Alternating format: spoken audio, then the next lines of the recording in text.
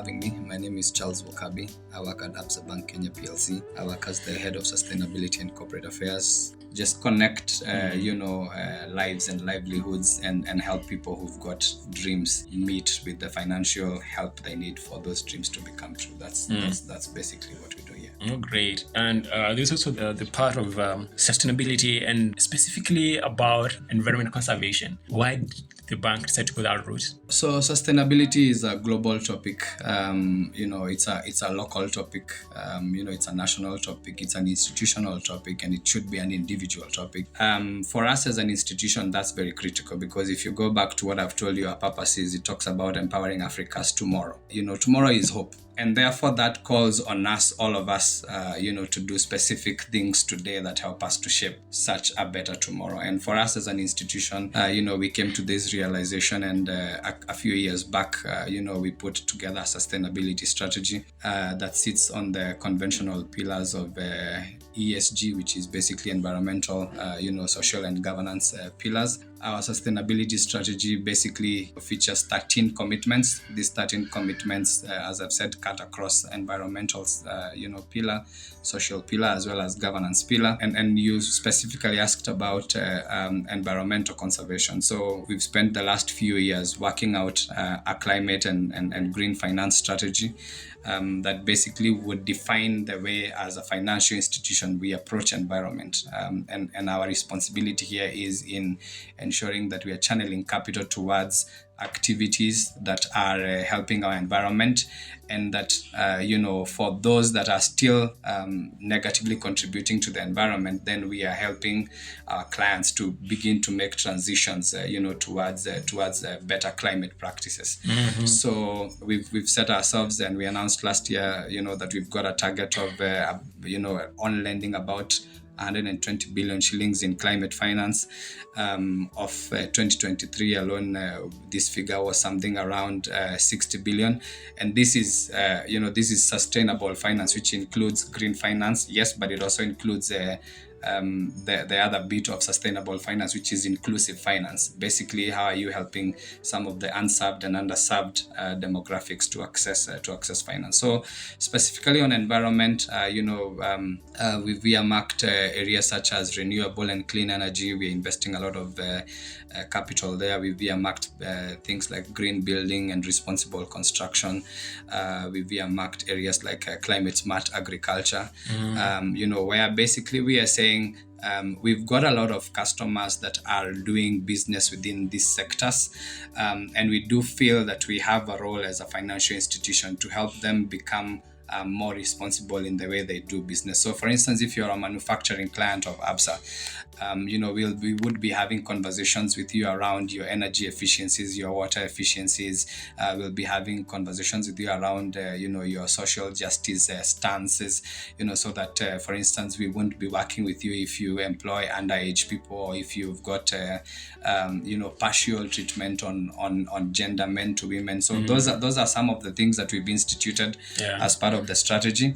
And I do know, many corporates talk about tree planting and tree growing. That's one of the ones that we've set in place. Many people ask, why does a corporate need to grow trees? And for us, it's for two reasons. Yes. One, the environment is degraded. This is work that the degradation of the environment is something that's happened over time and rapidly, particularly over the last few decades. We've set ourselves a target of growing 10 million trees by 2032, which will help us in beginning to repair and beginning to rehabilitate biodiversity, in certain forest ecosystems. We began this project at around 2021. So far, we've done about 1.3 million trees. Oh. We have got a number of forests that we are working with, Njokeri Forest in Embu, Eldama Ravine. We've done some work here in Gong Forest. We've done some work in Olorua. We've done some work in Mau. Yeah, so basically our approach features two elements. One, we've been working largely with forests that are accredited by KFS. You'd know KFS is the mandated body to run, that owns public forests. True. So we work in tandem with them, but also we work with community forest associations. Yeah, community forest associations, basically these are a group of people who live within, around a forest. Yeah. And, these are legally recognized institutions, and they are also mandated with taking care of those forest ecosystems. So take, for example, Njukiri in Embu. Basically, we've got a Njukiri Forest Association, which is basically a coming together of mostly farmers that are around that forest, and we work with them, on identifying some of the areas that are degraded, replanting in those areas, and these farmers also benefit in two ways. One, we give them the responsibility of looking after the seedlings once we've put the seedlings into the ground, but also we off-take seedlings from them. So these people propagate seedlings, and we buy seedlings from them. So our model is an inclusive model that says we don't want to just go into a place and plant trees and walk away. We want to go into a place and work with the communities that surround that forest, because you'll find that those people have got an emotional connection to those forests. Those people have got an economic connection to those forests. Those people have been involved in maintaining those forests, and many times they have also been involved in degrading those forests. And so we find that it is just the right thing for us to work with those community forest associations, and they help us to raise the seedlings that we need as we are going to do our rehabilitation work, but also they help us in the aftercare of planting of trees, so that then the conversation is not a planting conversation, the conversation is a growing conversation. We are proud of our survival rate, which is north of 80% in most of the sites that we've planted, and we do go back there often to check on how these trees are faring. When you go to these CFAs, do you sort of, besides buying the seedlings from is it the seeds from them? It's seedlings. So we buy from them seedlings. So the farmers typically around this forest typically come together. They would find seeds. Some of the seeds are collected from the forest. Some are bought, from the seed companies. So they plant tree nurseries, then buy them. They do tree nurseries, and we buy them. Great. So my question was, besides buying the seedlings from them, is there another way maybe you are sort of incentivizing this tree growing? Well, most of these people, they're not as, I could say that economically, they sort of, most of them, they could be struggling. So is there a way that you incentivize this endeavor?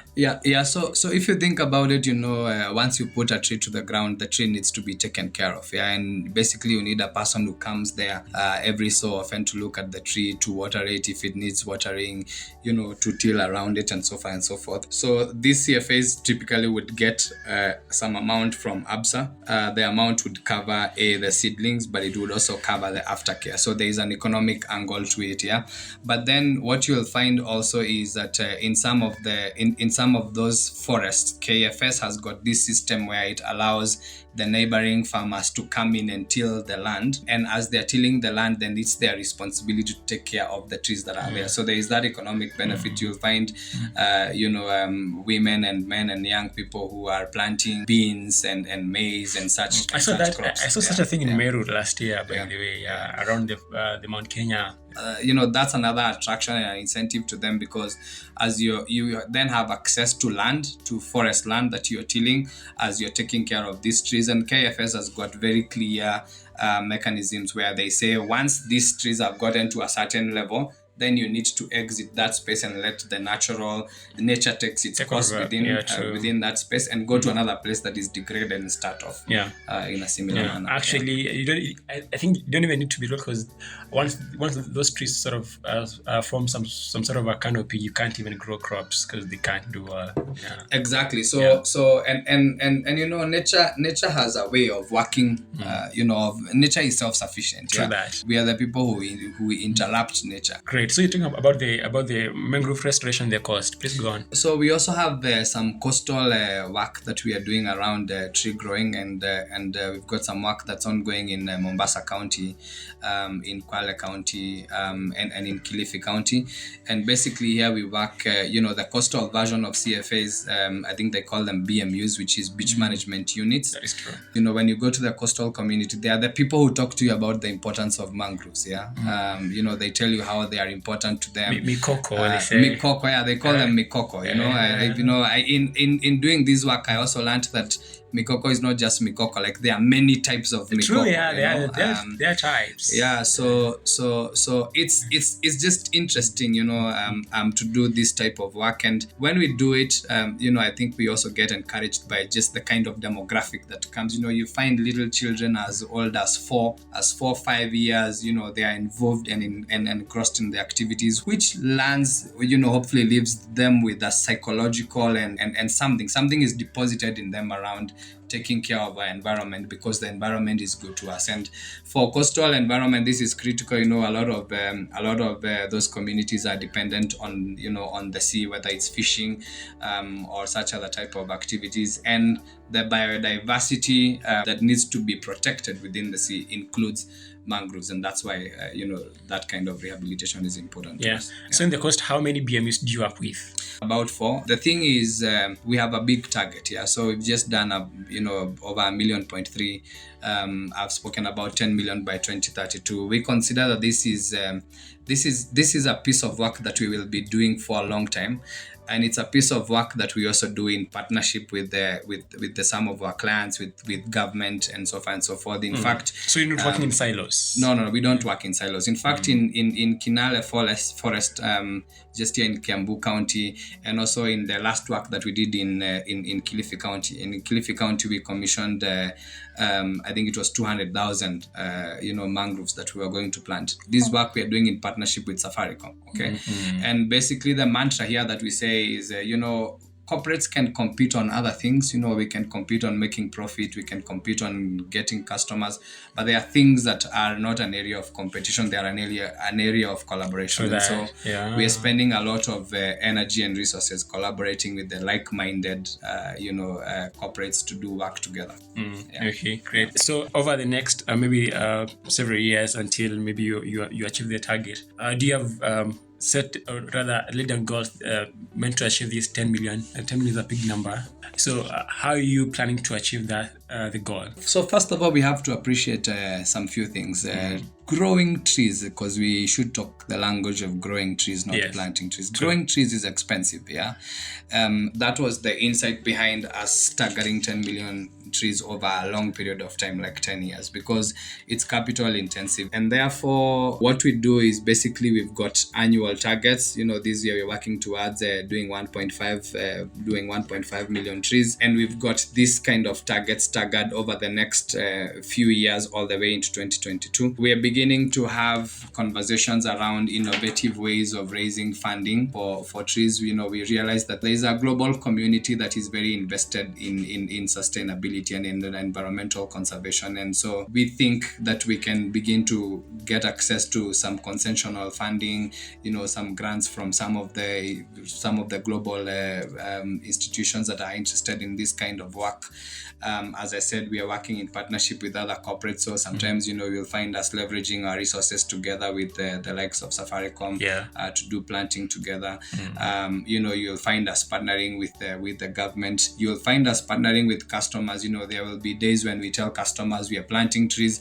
Come, let's get some seedlings and we plant together. So it's a detailed plan that has got specific milestones to it. And I think for me, the last thing to say on this on this conversation around tree growing is then now we have to begin to ask ourselves, how do we broaden this conversation to get into the spheres of carbon credits and carbon trading, which is a conversation that we've taken an interest in as a financial institution. As you hear, we've got our own broad, and a big goal around tree growing. And we do think that this is an investment that we are making, and it can begin to provide us some returns, not so much so that those returns go into profit, and that's not the intention. The intention is so that those returns can help us in generating more capital to do a lot more conservation work. So that's the way we are looking at it. We are at a nascent stage where we are talking to a couple of partners, people who've walked ahead in this path. Voluntary carbon trading in Africa isn't popular. It's something that's just growing. I think the government just put together regulations on carbon trading last year. So this is an area that we are looking at because we do see the potential of it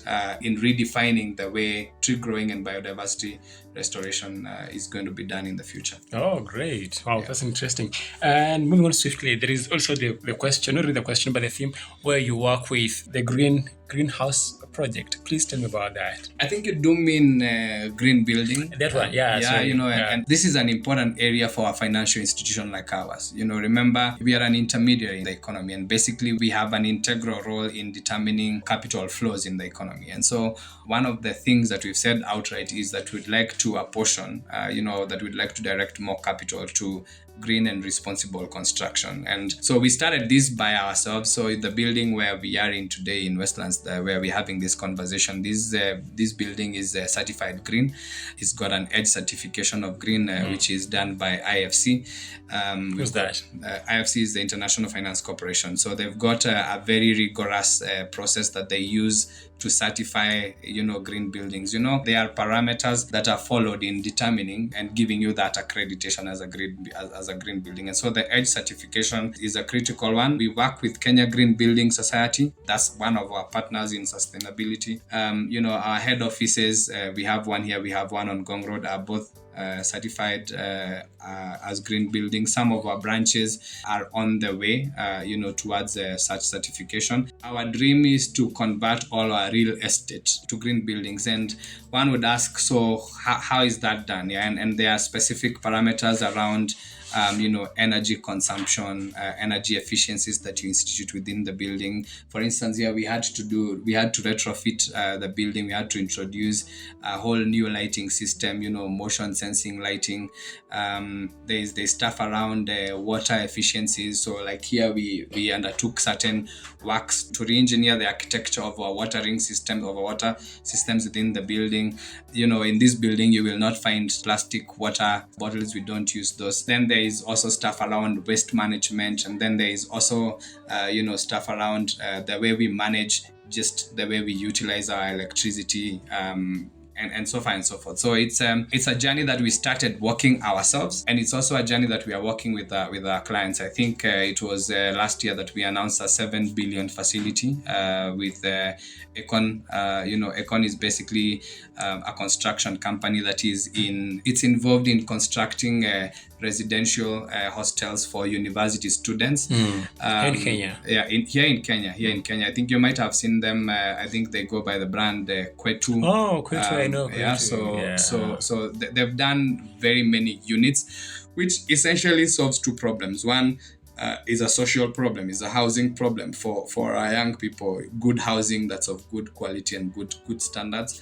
But then those buildings are also done in an environmentally sensitive manner, and hence they have got that green certification. So that is one such ticket. We are now going through our own internal conversations around. Just a moment. When you say that you sort of had to re-engineer the water flow, does that mean that all the water that is spent here is sort of recycled and you reuse? So we do reuse a big portion of our water, but also it's about where you source your water. You'll go to many companies and you'll find they've got trucks of water companies that park outside them every 3 days. They bring them these plastic cans, huge plastic cans. Then they've got those plastic cups that you use to do that. So basically our water is piped. It comes direct from the pipes. It's purified at the point of consumption. So that's what I mean by changing the architecture of what our water systems look like. And if you use other simpler examples, is basically you go to the bathroom, come out of the bathroom, and you're washing your hands. Yeah. If you start considering water efficiencies, there is the tap that you can turn around. The tap that's like a T. You turn around, water runs through. You soap your hands. You lather. As water is still flowing and running. And we had to, for instance, a simple thing as that, replace all that with either these taps where you replace the faucets, basically, so that you either have those that sense, or those ones that only will give you water as it's required.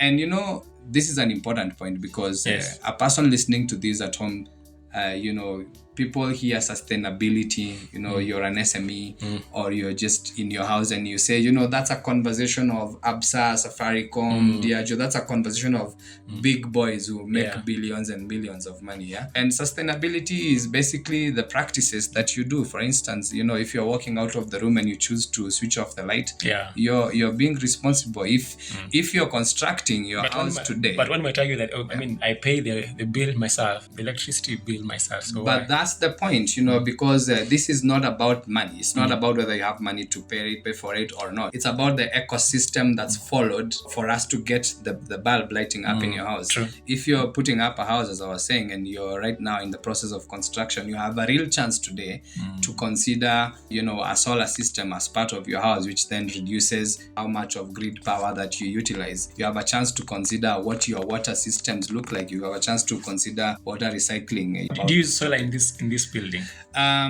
We don't have solar in this building, but it is part of the plans that we have in place. And I know that maybe we'll talk about this, but we've got a net zero ambition. Basically net zero means, that we get to a place where the carbon that we are responsible for emitting, we also have ways of sequestering enough. And so net zero is achieved basically in two ways. You reduce what you're emitting today and you begin to compensate what you're still emitting. Yeah. So as part of our plans on reduction on our emissions is things like solarizing our real estate here in head offices as well as in our branch network. Okay, great. I was reading that the company or the institution has reduced 6,000 metric tons of carbon emission. Yeah, so essentially, when you hear companies talk about net zero ambitions, and net zero ambitions there is a global target, around 2050. And ourselves, we've set ourselves the same target. But we've gone a step ahead and said operationally, we would like to achieve net zero status by 2040. Yeah. So now, how do you know what your emissions are? So when you talk about the metric tons that you've spoken about, basically this is us saying when we look at our operations, and so in technical language they say there's scope 1, there's scope 2 and scope 3 of emissions that you account for as an institution in many different ways, and each of those scopes have got its own parameters that contribute to each of to either scope 1, scope 2 or scope 3. So basically the figures that you're mentioning here, we are saying when we compared 2022 and our tabulations of what we were emitting and 2023 our tabulations of what we are emitting, we can see that we are emitting much less. Let me not say much less, that we are beginning to emit less carbon that we were doing before, and it's important that every corporate every institution keeps track of your carbon emissions. Why? Because then if you're talking about achieving a net zero status, you need to understand how heavy is the burden that I'm carrying, and therefore how do I need to account for it. What specifically have you done to reduce those emissions yourself here as an institution? It's largely around the things that I've mentioned. There's things like retrofitting of our buildings. We did this across our network. We spent about 40 million shillings in doing that piece of work. Electricity consumption contributes and directly goes into this scope 1 of these emissions. It's conversations around things like the efficiency of our vehicles. So you'll find that our purchasing policy, our procurement policy prefers that that we are buying vehicles that are of less engine capacity, that are more efficient in terms of what they consume. We've got other things that are that you wouldn't think about, like working remotely. All right. So working remotely basically means that I don't have 3,000 colleagues commuting to work every day. I maybe just have 1,000 who are actually working in the branches who are commuting, which basically means that if Charles had a 2,000cc car that he would need to drive from his home to the office, I didn't drive that day. Yeah. So I think the more complex one is around scope 3, where we talk about financed emissions. And here we are saying, when I give you money, what are you going to do with that money? What's the carbon output out of the activities you're doing with the money that I've lent onto you? Here you begin to work with the categorization of high emission sectors, the thresholds, that you're looking at. And our focus here is to help more and more of our customers begin to make transitions into more, efficient ways of producing and consuming. So in essence, are you saying that when you lend money to customers, before you do that, do you sort of vet whatever project that they're going to take? 100%. So, and especially the higher value tickets, you'll be subjected, to what we call an ESMS tool, which is basically environmental and social monitoring system. Yeah. Basically, we'll ask certain questions around what's this money for. For instance, if you're a manufacturing company that's into beer, right? So we'll ask you, so what's this money for? It's expanding for what? What are the capacities of the equipments you're buying? And this conversation happens that way, so that two things happen. One, we can begin to understand where you're going. As a matter of fact, I do foresee a future where you will go to a financial institution and you will tell them, I would like to borrow money to do this and that, and they will tell you, no, we can't lend you money. But I also see the opposite of that, which is a positive thing. I also see a situation where you'll go to an institution and you will tell them, I want to construct a home. I've got these are my architectural plans. These plans are approved as a green building, and you can negotiate for a more competitive, rate. That's the kind of future I see. But to answer your question directly, especially the higher tickets, we do have a very rigorous process that says, let's see what are you going to do with this money, so that then that helps us to account for what you're doing, but it also helps us to help you with suggestions and funding that can help you to reduce what's inefficient to begin to go towards efficient means of production. Okay, that's great. Computers for Schools, we work with Computers for Schools Kenya, which is an institution that is involved in bridging the digital literacy gap in schools.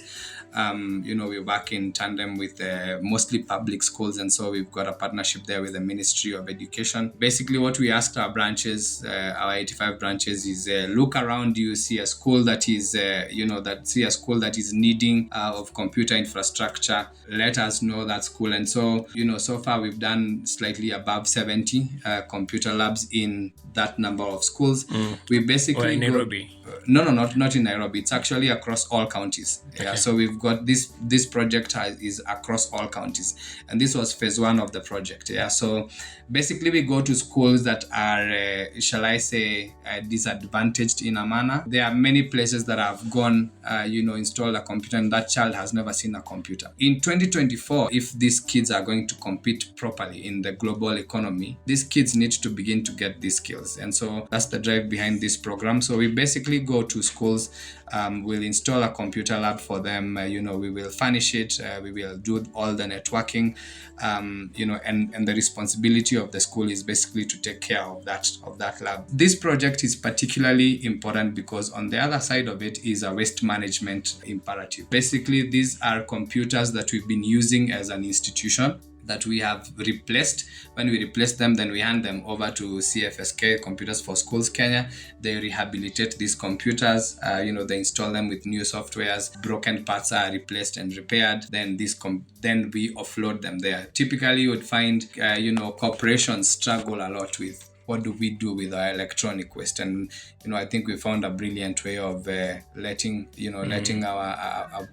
our old computers get out of the system, but go into another system that is critical and that is playing a really critical role in helping our kids grow and develop the right way. Oh, well, that's super important and super great. Thank you so much. Your last word, parting shots around. I came across an interesting quote that said something along the lines of, if everybody swept their front yard, the whole world would be clean. And I think when I reflect upon those words, comes back to what I just said. Each of us can play a role. Yeah, it's not up to a big corporate, it's not up to a government, it's not up to, another person, it's up to you. You yourself as an individual. Somebody said, the future belongs to our children, our children and our children's children, and the decisions we make today, the way we run our businesses today, the way we run our lives today, has a direct impact on whether the child that you either have today or that you will bring forth in the future. Our decisions today have a big impact on what kind of world those children will live in, and so it's our own responsibility at an individual level, at a corporate level, at an industry level, at a country level, and at a world level. Thank you so much.